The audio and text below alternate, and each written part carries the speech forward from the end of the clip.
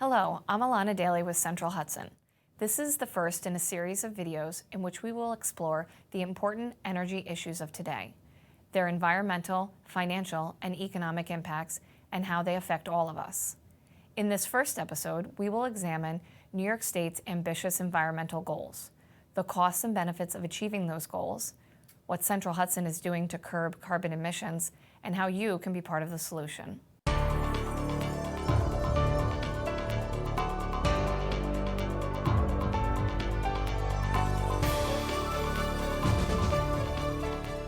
In July of 2019, Governor Andrew Cuomo signed the Climate Leadership and Community Protection Act into law. Can you walk through the goals of that legislation? Sure. It's perhaps the most progressive legislation in the country right now. We call it nation leading.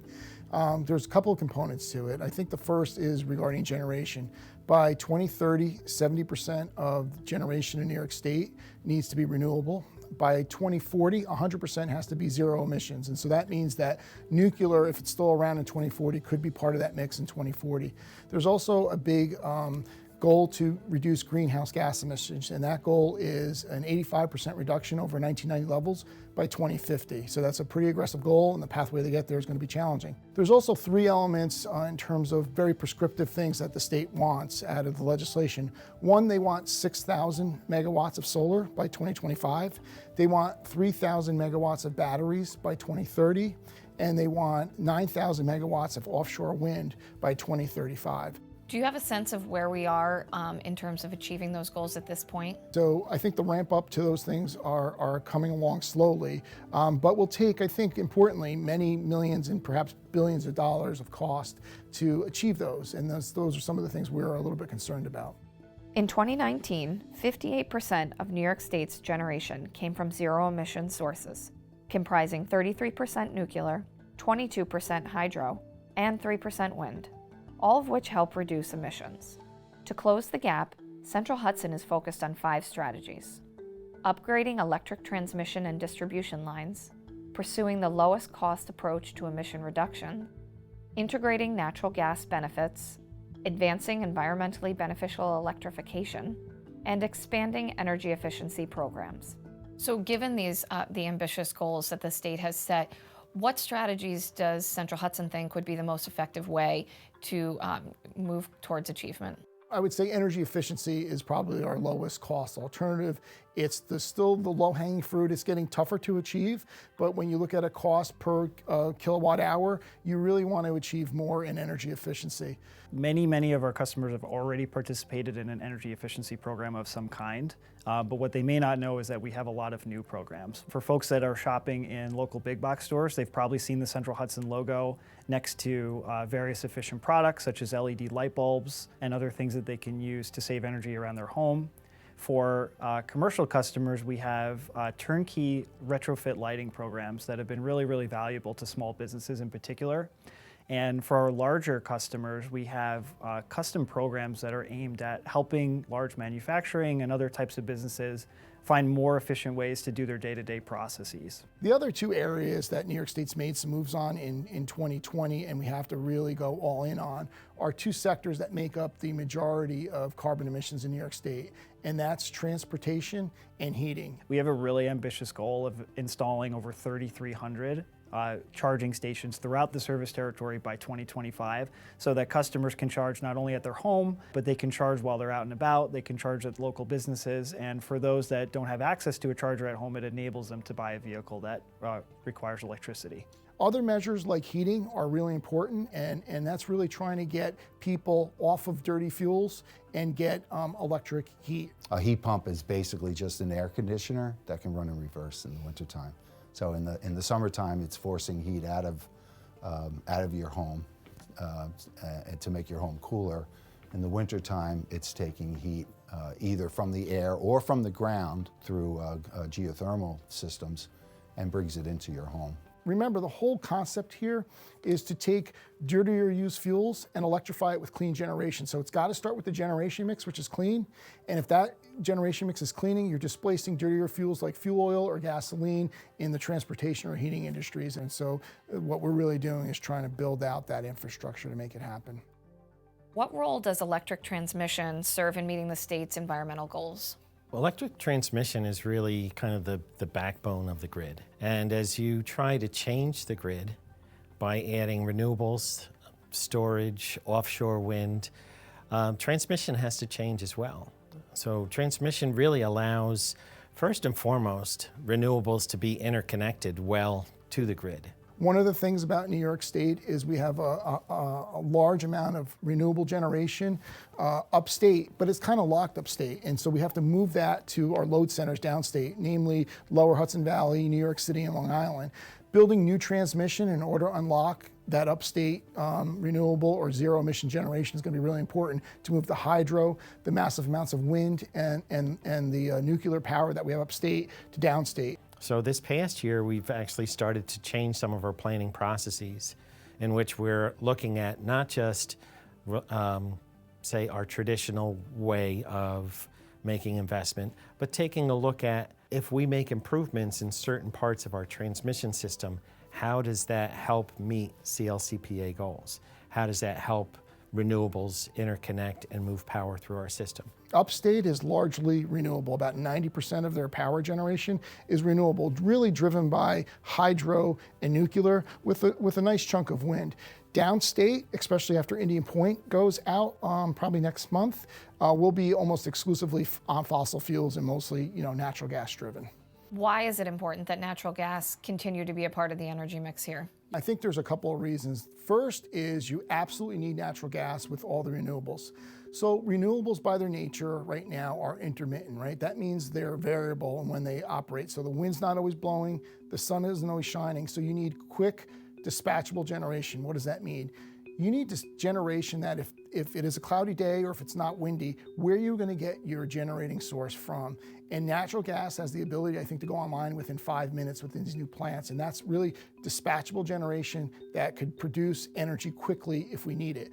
And that is absolutely essential to really even out the intermittency of renewables. The other reason we think natural gas is important is that it plays a really important component of being part of a resilient energy system. We know during storms when people are without power, it's very difficult for people.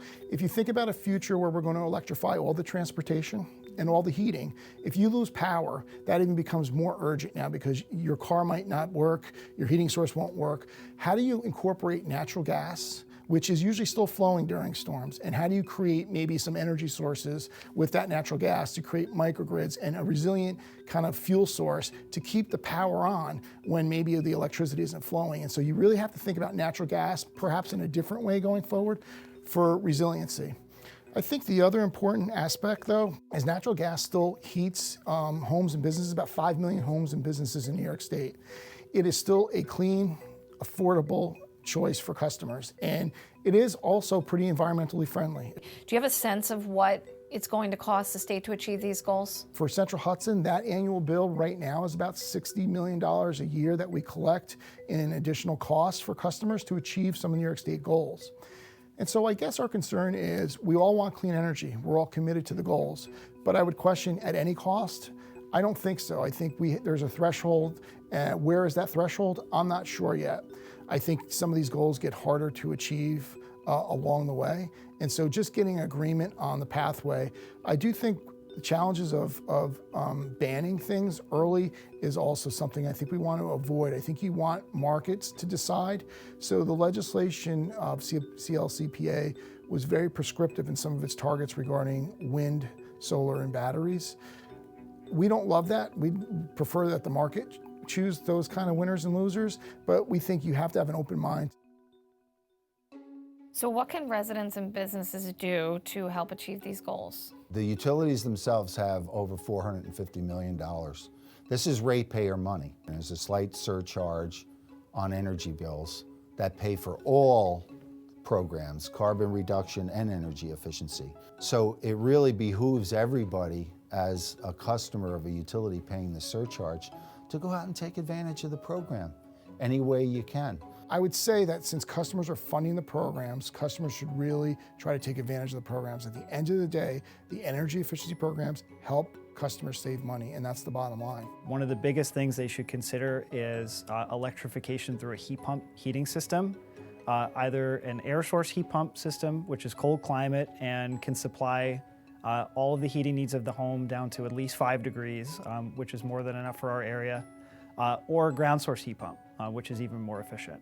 You know, go on to the websites at senhub.com. You can find the participating contractors in the gas and electric programs. You can see what sectors they work in, residential or commercial. You want to get involved with contractors and engineers who know their numbers, who know how to do the analysis and can figure out what your investment horizon is going to be, what your payback is going to be, how much energy you're going to save.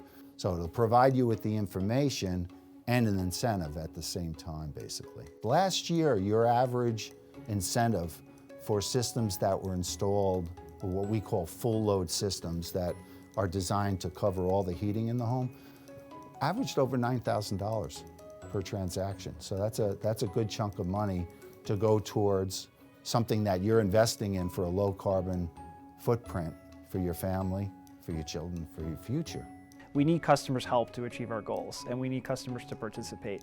There's really never been a better time to participate. We have more programs than we've ever had. We have really significant incentives available for clean technologies, and it's the right time because we need to take action in order to meet our climate goals, and we need our customers to help.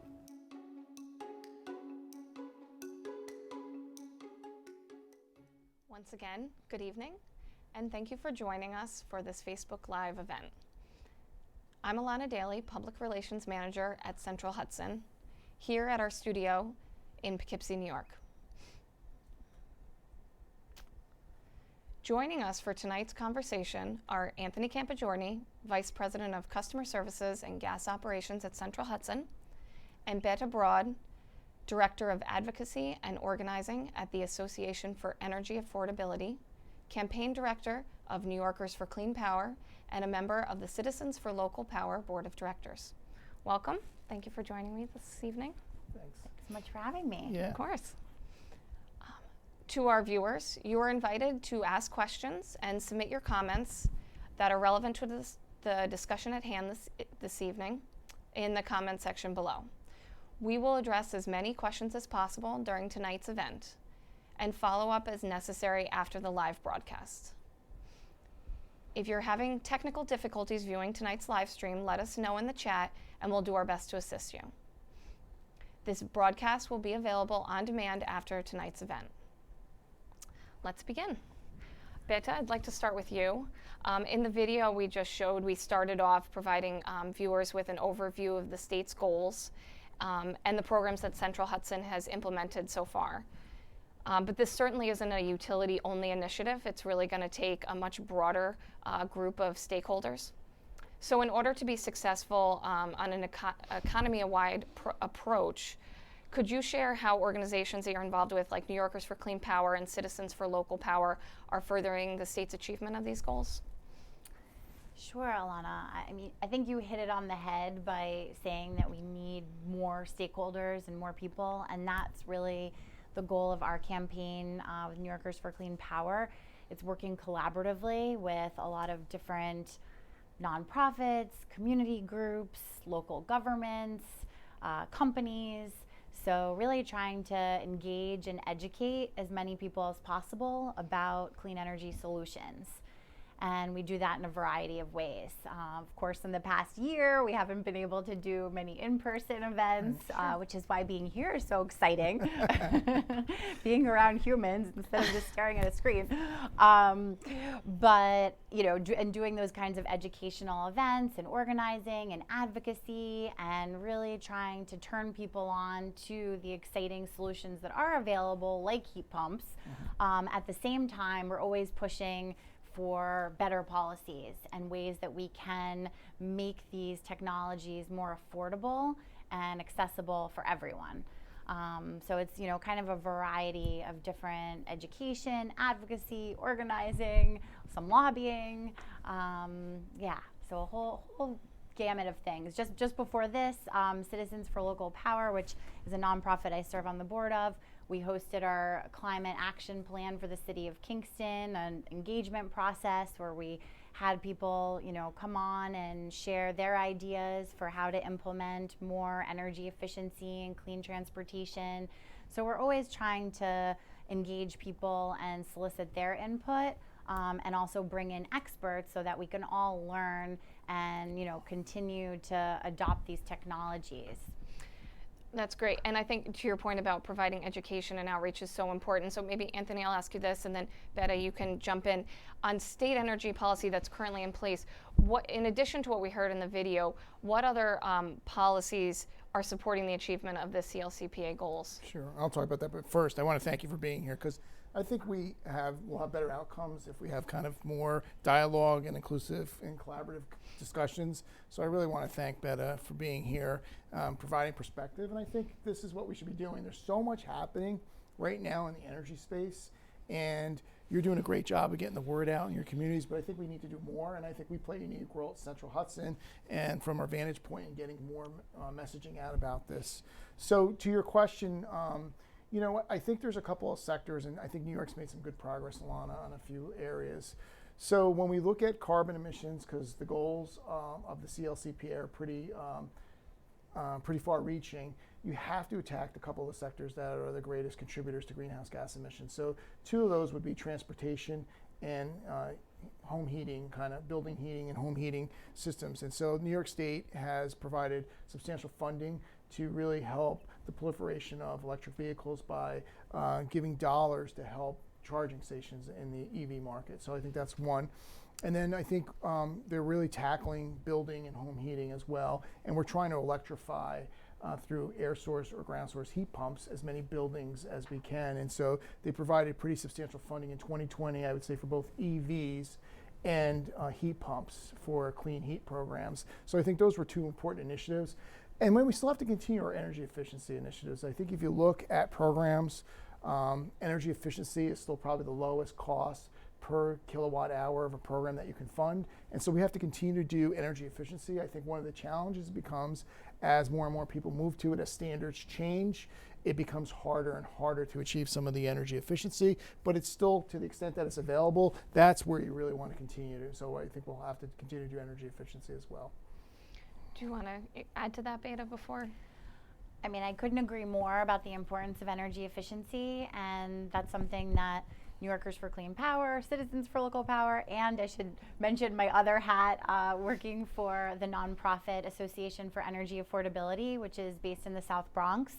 But our mission is really to make energy, more affordable, accessible, do weatherization.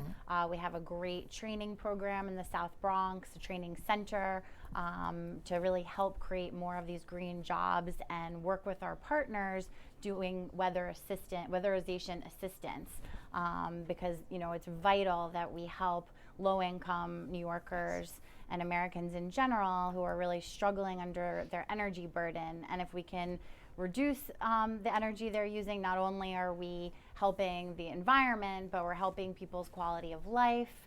Weatherization helps improve, indoor air quality, and is just so important for comfort, and is really essential. So the more that we can scale that up and do it equitably, the better. Absolutely.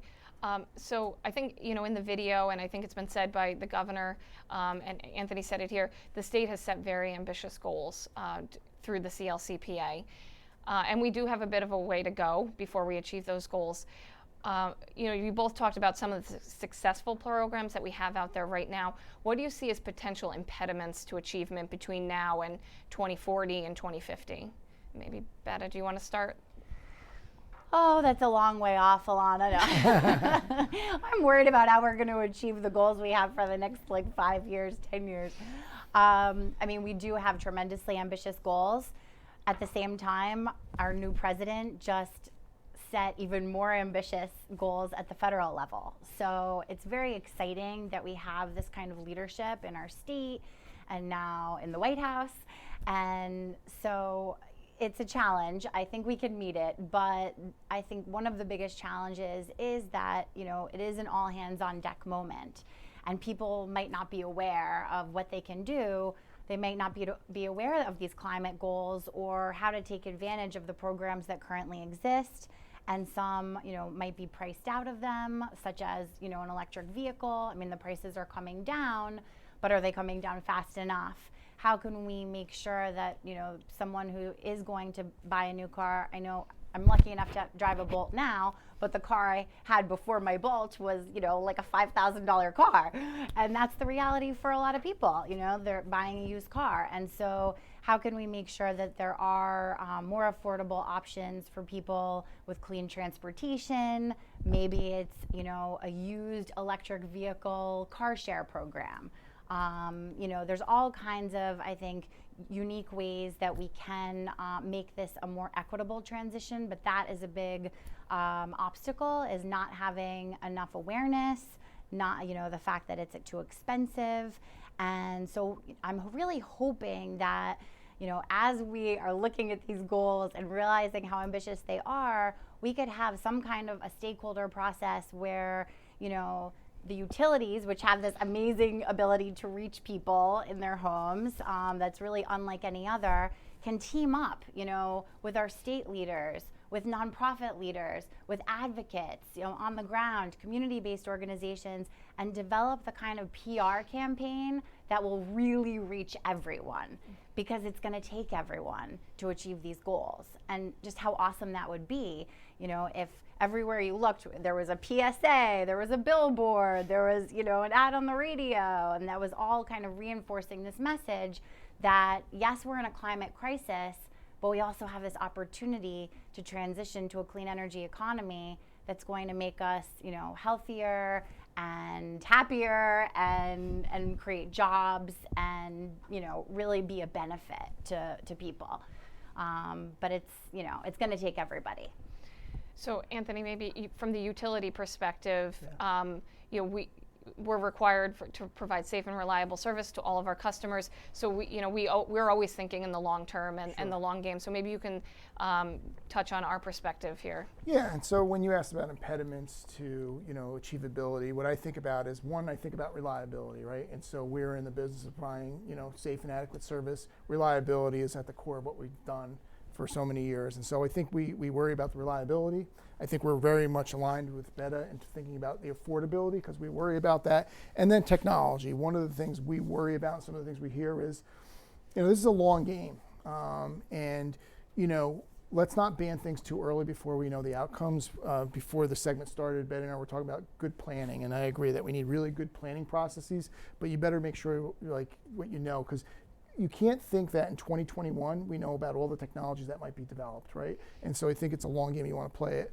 I think for reliability, though, that's at the core that we see the awful outcomes when people don't have electricity. It's kind of the lifeblood of our economy, of people's lives. And so you can't breach reliability. I know from the introductory video, renewables have an intermittency issue with wind and solar. And so we're just worried about what's that technology that's going to fill the gap for the intermittency of renewables. And then just the affordability of it. We have very aggressive goals. You go all in here, but you have a long way to go. So if you think about New York State's mix of generation today, it's really three fuels that power New York right now. Natural gas, about 40% of it. Nuclear, about 33%, and declining because of the shutdown of Indian Point. And then you have hydro. We were blessed in New York State with great hydro upstate. So when you think about in 8.5 years where we need to go, we need to take that 22% of hydro, plus we have some wind and other renewables in there, so you have about 27% renewable. You need to go to 70% in 8.5 years. And so that's a really ambitious goal. We have to, if we're all hands on deck, we're going to need every avenue that we have at our disposal to pursue that. In that pursuit, though, we are worried about what happens to our customers. And we bill them every month. We get the calls on high bills and things of that nature, so we're just worried about the cost to achieve. What does that look like?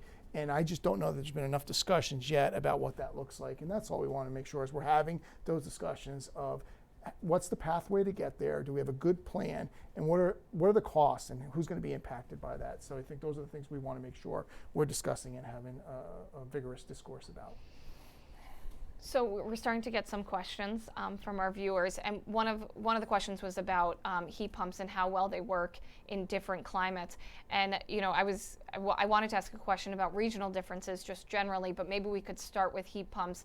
Obviously, the technology has improved drastically over the last few decades, but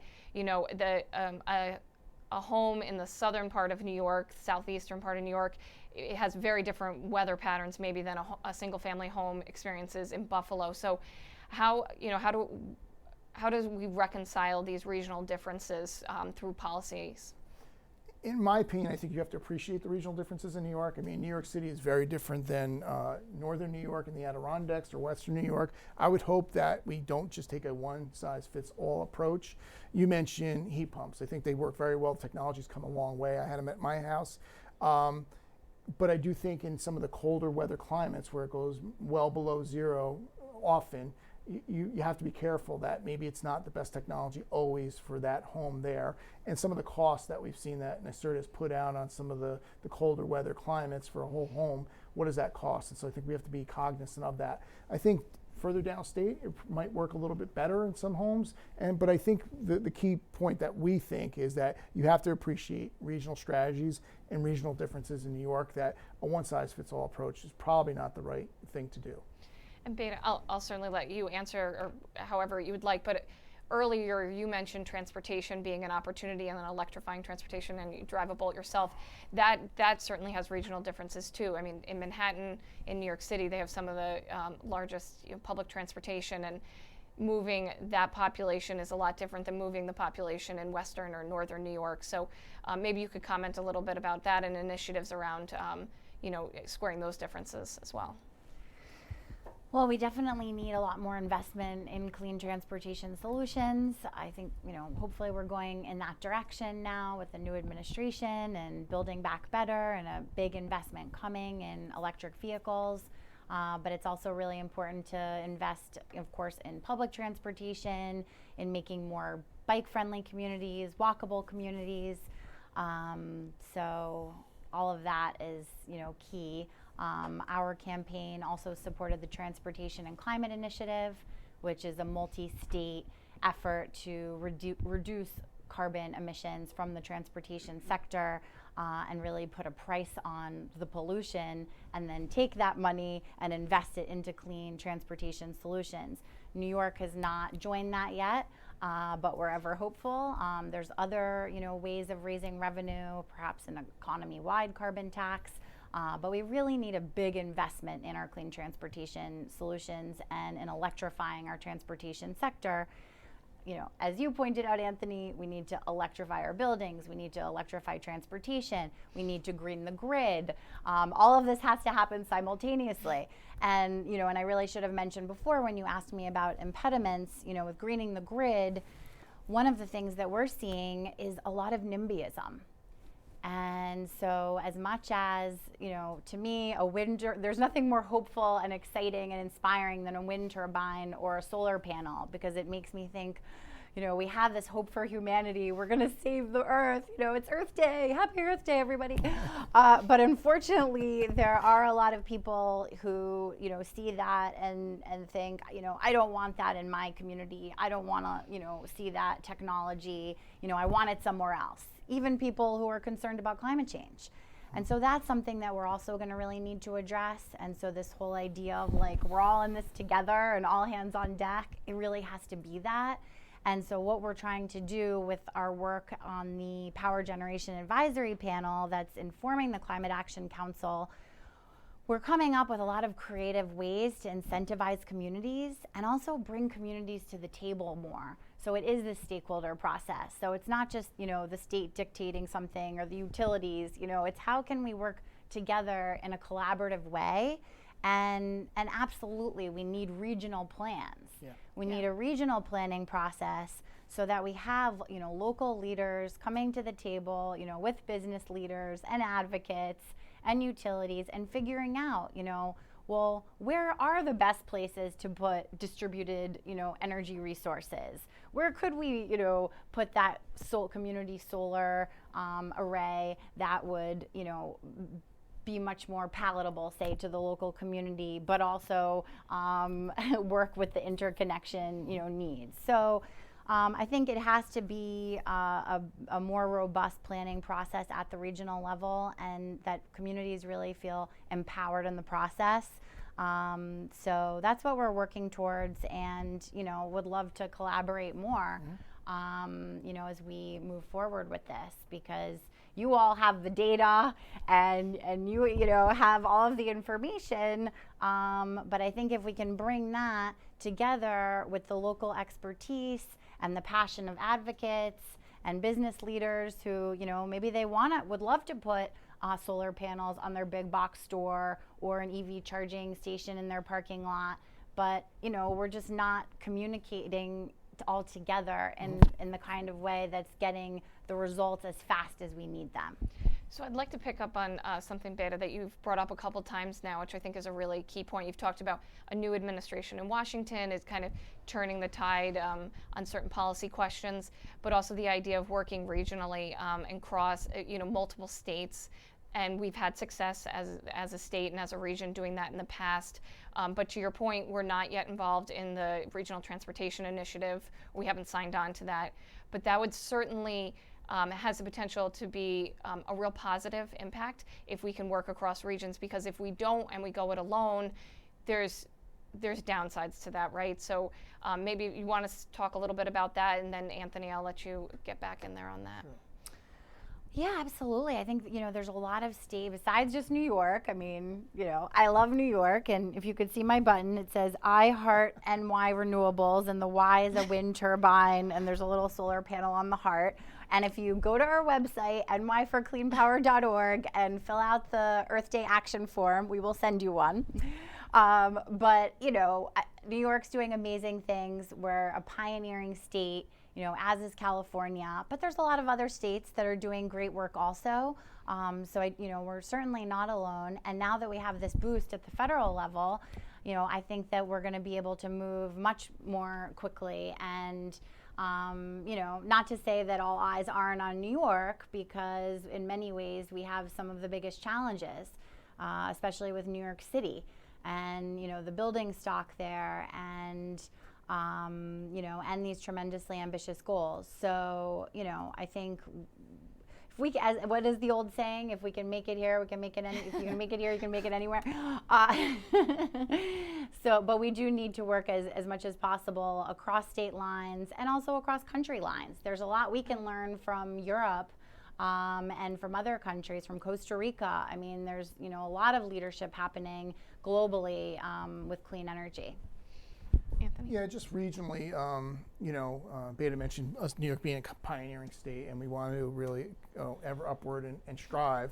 One of the things I think we're worried about, though, is we need to participate. I think, it would be best if we could federalize or have a national policy around it. Mm-hmm. But if not, you do want to join in a regional way, I think, these kind of initiatives, because if you don't, what we worry about is the economic leakage, right? So that if we made it really hard for somebody to electrify their business, let's think about energy intensive impacted businesses, and they couldn't do it here, and they move out of New York, we lose those jobs, tax base. But if they moved right over a border to a neighboring state that didn't have our same goals, we would lose all those jobs and everything, that tax base related with it, and yet the carbon emissions wouldn't go down if they were doing it in a next door state. And so we worry about not doing this in a more holistic regional approach.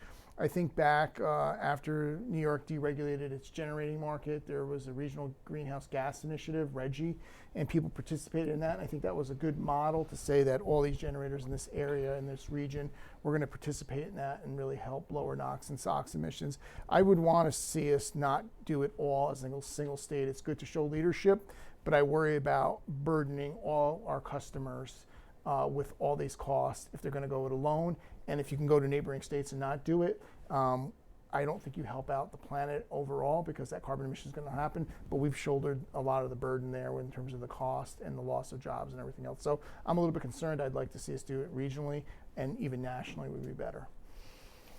So maybe switching gears a little bit, Anthony, I'll start with you. From the utilities perspective, what technologies will enable the achievement of the CLCPA, and what more needs to be done in that space so that we can be successful here? Yeah, so I think the most important thing in New York's making some headway on this is the first thing you have to do is build out some transmission. And the reason is the state is really a state of tale of two grids. If you look north and west of Albany, there's a lot of zero emission resources, right? So it's led by nuclear, it has a lot of hydro, and it has a fair amount of wind. The problem becomes is that upstate and downstate both produce half of the energy in New York State, but downstate uses 2/3 of it, and downstate is now exclusively with Indian Point's closure almost fossil fuel. So how do you move that clean, zero emitting kind of resource upstate, downstate? Right now we have transmission constraints. So think about 6 lanes on a highway going down to 2, and you have those constraints. And so the first thing we have to do is be able to transfer that upstate power downstate where the load centers are, mainly New York City, Long Island, Lower Hudson Valley. And so I think the first most fundamental thing you have to do is you have to build out the transmission system to move some of that power upstate, downstate. The other thing, you will not achieve these goals unless you do a lot more wind, and the state has made some progress on trying to go for some offshore wind. But in order to get that offshore wind, it's good to build it in the ocean. Now you have to build transmission to get it back on shore, and you're going to have to probably come through Long Island into New York City. And so however you look at this, it's inescapable that more transmission needs to be built in order to meet the goals. Without transmission, Alana, I just don't think there's any way to do it. I think the other things you hope for are breakthroughs in battery storage. One, New York State has some pretty ambitious goals on what they want to do with batteries, about 3,000 megawatts by 2030. Right now, they're probably a 4-hour kind of capacity resource. We're going to need it for longer periods of time with the intermittency of renewables. And so has to be a lot more that needs to happen with batteries. But I think transmission and batteries are two things that need to take off even more. And I think the state has recognized that and started making some inroads on trying to advance both of those. But I will say we have a long, long, long way to go in 8.5 years. I mean, it's going to take all hands on deck, as you mentioned before. I don't think you get there any other way unless we're all pulling the same direction, all hands on deck. Betta, maybe I'll start with you with the next question. As we electrify more end uses, which is a lot of what we've been talking about today, transportation and heating, what role, if any, do you see for natural gas in New York's future? I mean, to be honest, I'd like to say none at all. And I also don't love calling it natural gas. And I did raise this with my power generation advisory panel, that I'm hoping that it will get adopted, by the Climate Action Council, that we really change the name to calling it fossil gas, because that's what it is.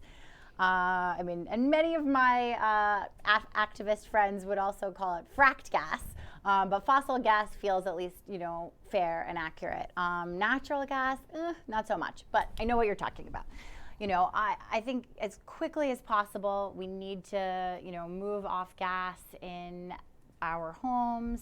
Of course, we talked about transportation.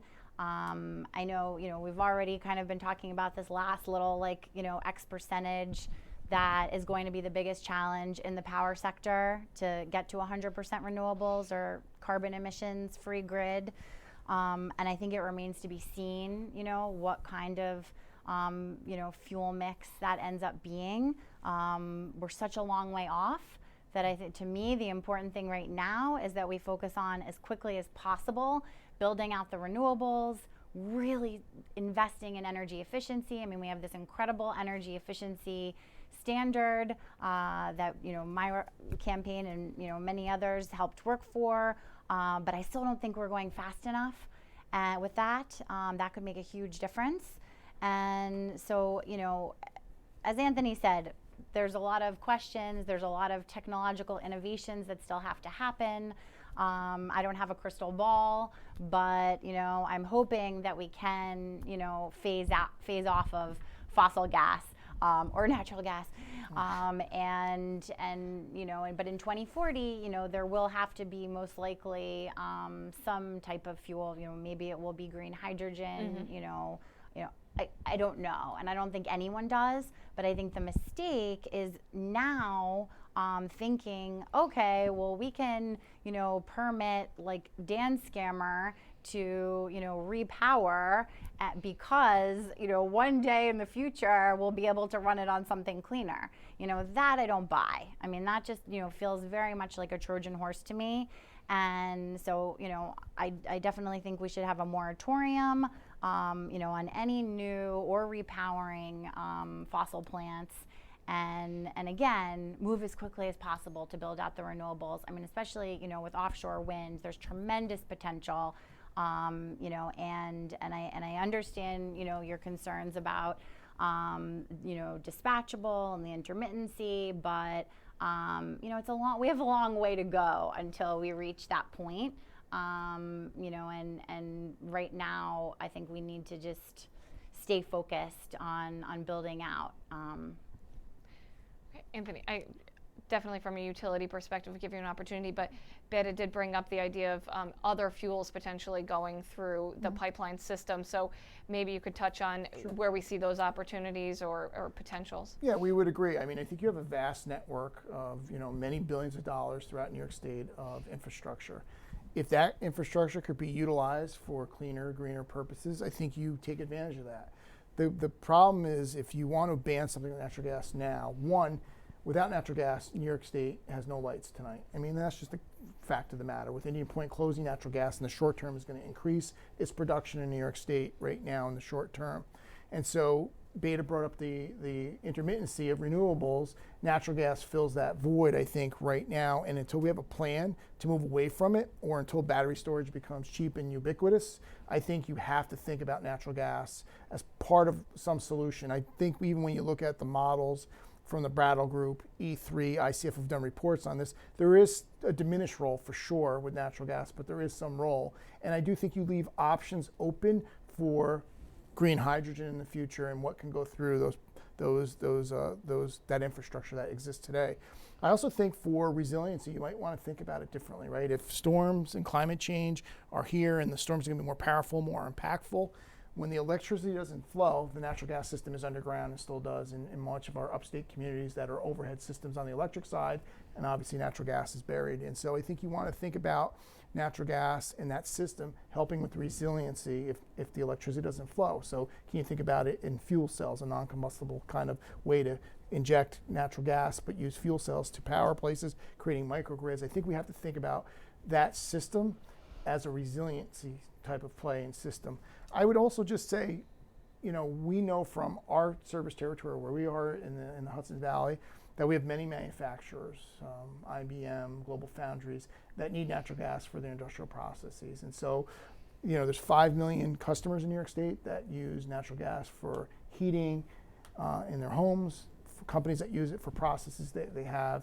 And so I think that because it's still a cheap and affordable opportunity and it's there, I think you don't want to completely turn your back on it until you have a real plan of what's going to happen. I hate to preclude having natural gas as part of a role and saying in 2021, 2, 3, 4, or 5 that we're going to eliminate it without having a plan of what you're going to replace it with. And I think that's you do so with much peril if you do that, and I don't think you want to do that right now. So I think you want to keep it in play, and I think you want to play this for the long game to see what else can go through that vast network, because you have great infrastructure to endpoints, and technology will evolve for sure in the next 20 and 30 years. So you want to play the long game here, I think, with the system.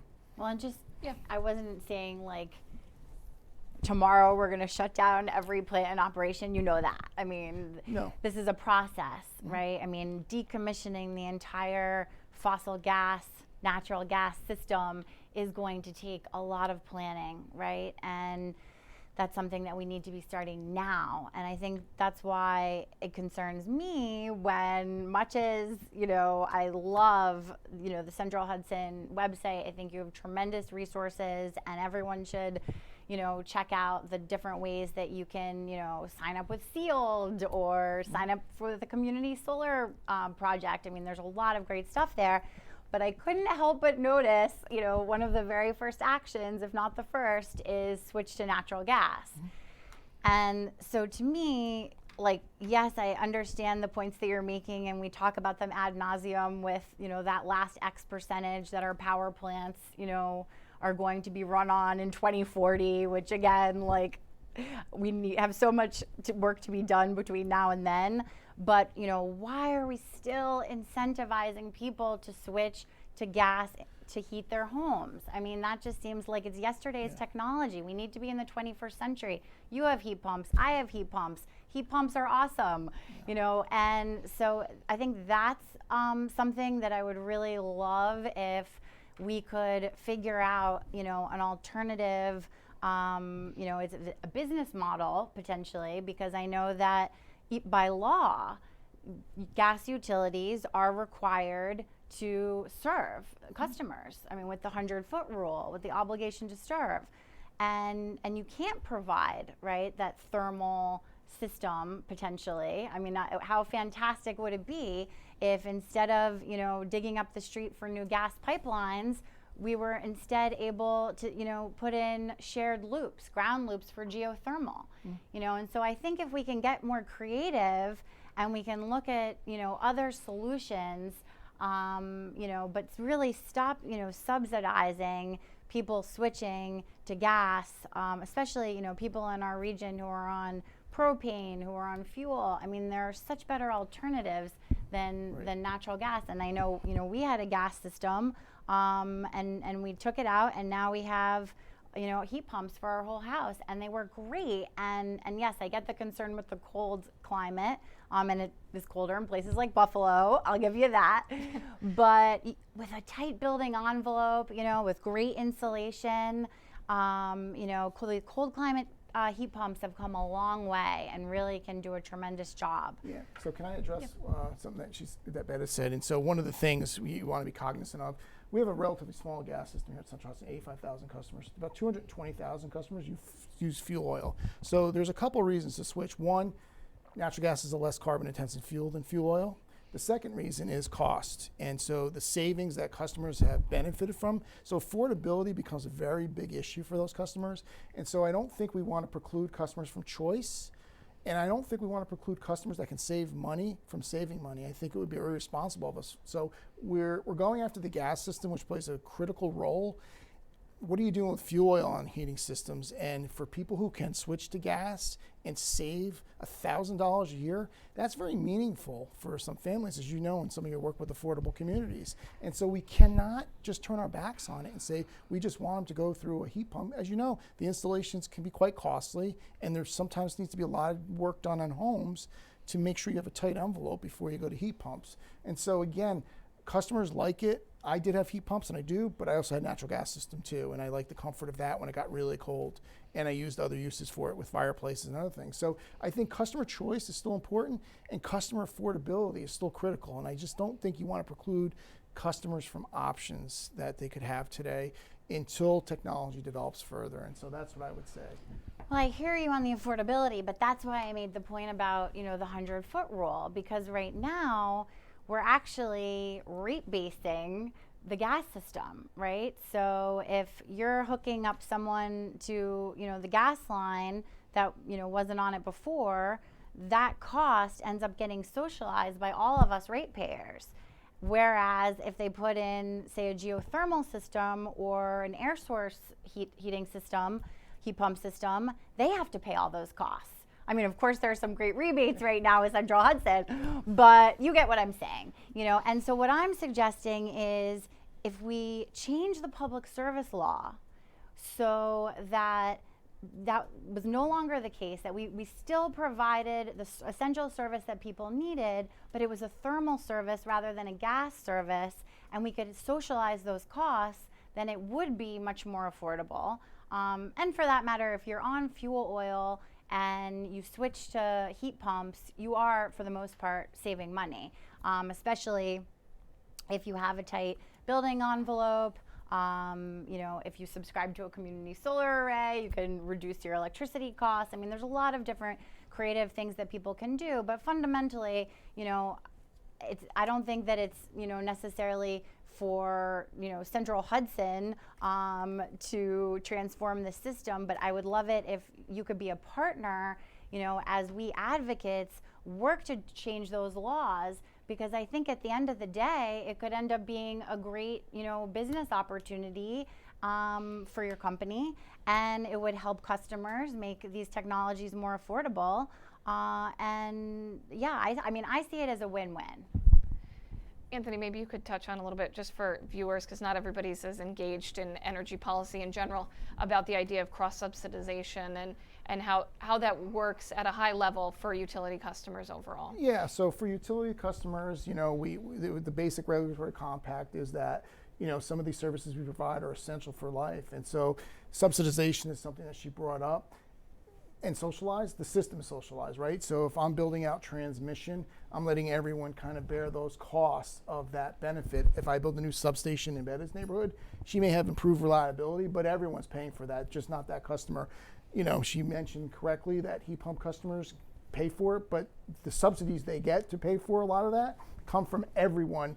And so when you look across all programs, there's kind of a socialized impact to it. And so you look at some programs in the early days of solar, everyone was paying for solar, and the beneficiaries of it were largely people who got it on their homes, because that was the model at the time, that were richer people who had wealthier incomes because they had the appetite either to buy the system or they had the credit to do the lease modeling.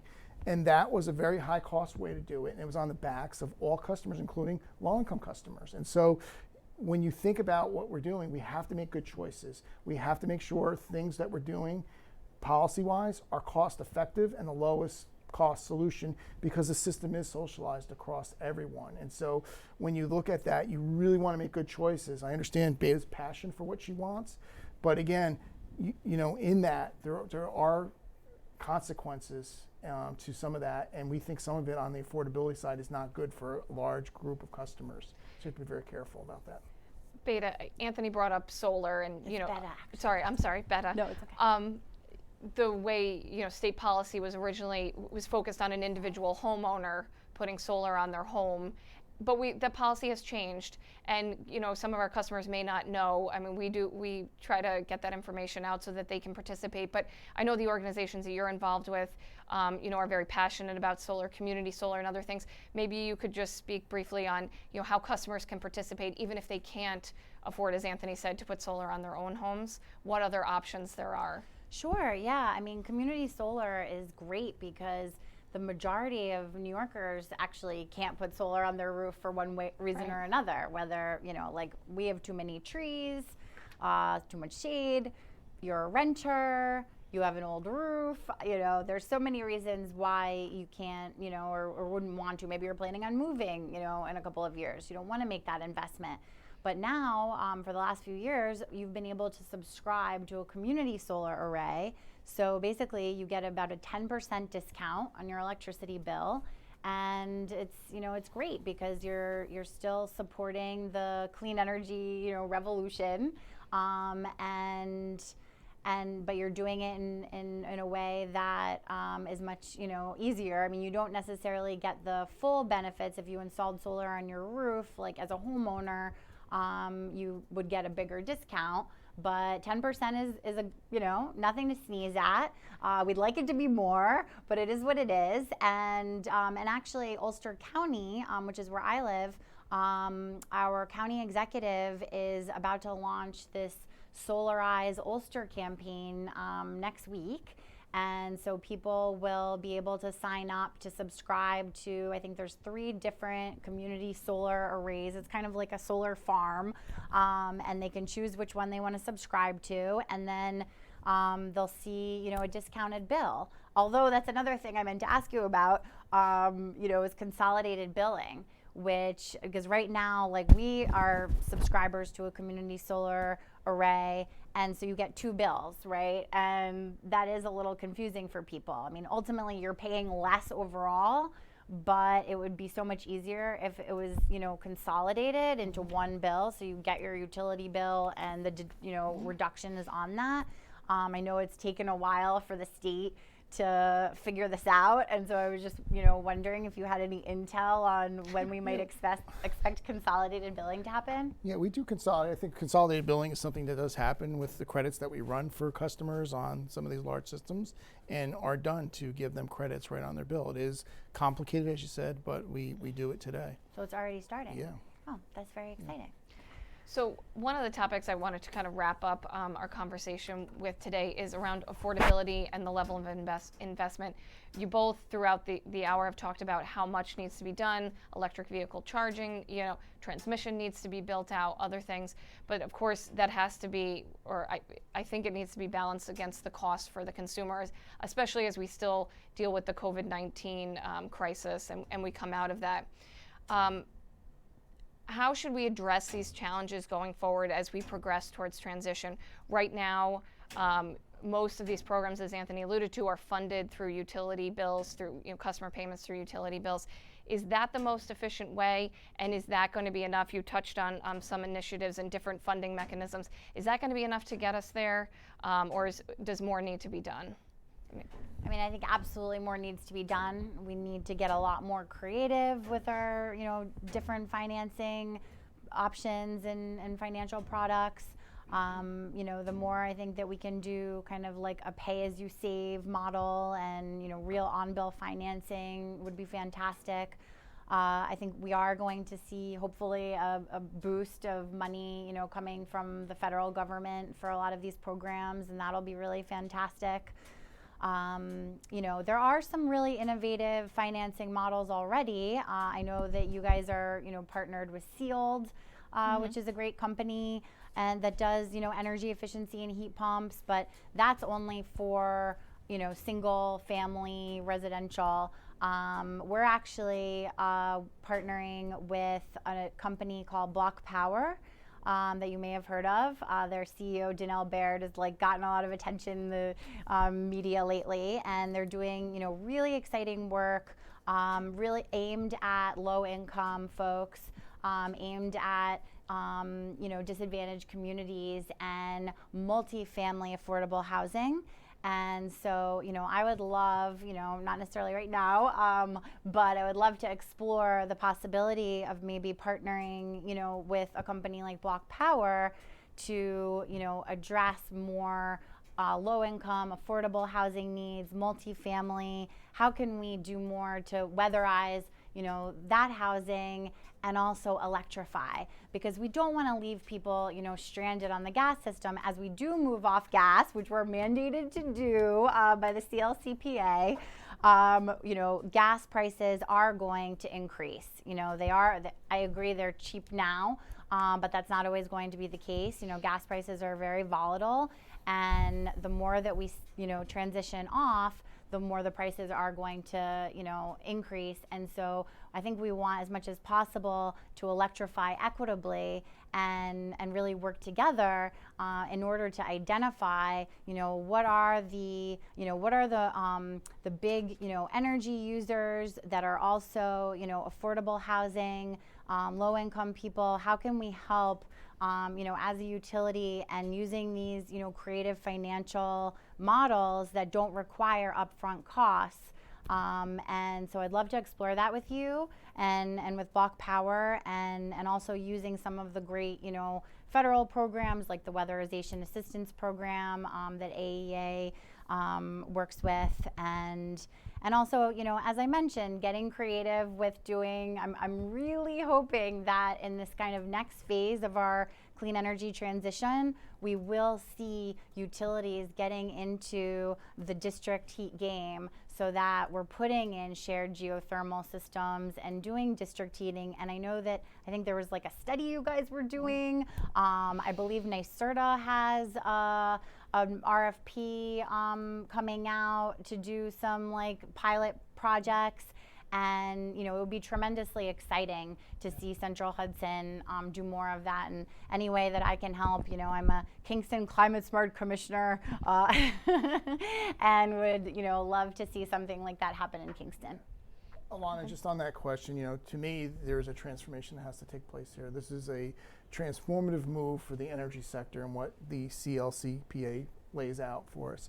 And so we've done a lot of programs over the years. I think in the last 15 years, New York State's collected about $20 billion, $23 billion for clean energy programs through energy efficiency, renewable portfolio standard, the clean energy standard, ZECs, RECs, a lot of host of programs to support nuclear, renewable. We've done a lot of things. But I think if you think about it, current funding mechanisms are going to be wholly insufficient. So if you think about $20 billion over the last 15 years, it's going to take tens and tens of billions more to do this transformation. If you start thinking about the cost of offshore wind and then the transmission to come into Long Island to go through New York City, you're talking of tens of billions of dollars. I think we need to start thinking completely differently. So we've had utility funded programs that customers have funded. That's been really regressive on those with lower incomes. I think you're going to have to start talking at least about probably an economy-wide carbon tax. I don't know how else you don't have everyone paying into it. So if we all derive the benefits from breathing clean air, and there's societal benefits to that, health benefits to that, everyone has to participate in that, and it cannot be just shouldered through utility bills. It's got to be much wider than that. I think it's got to be economy-wide.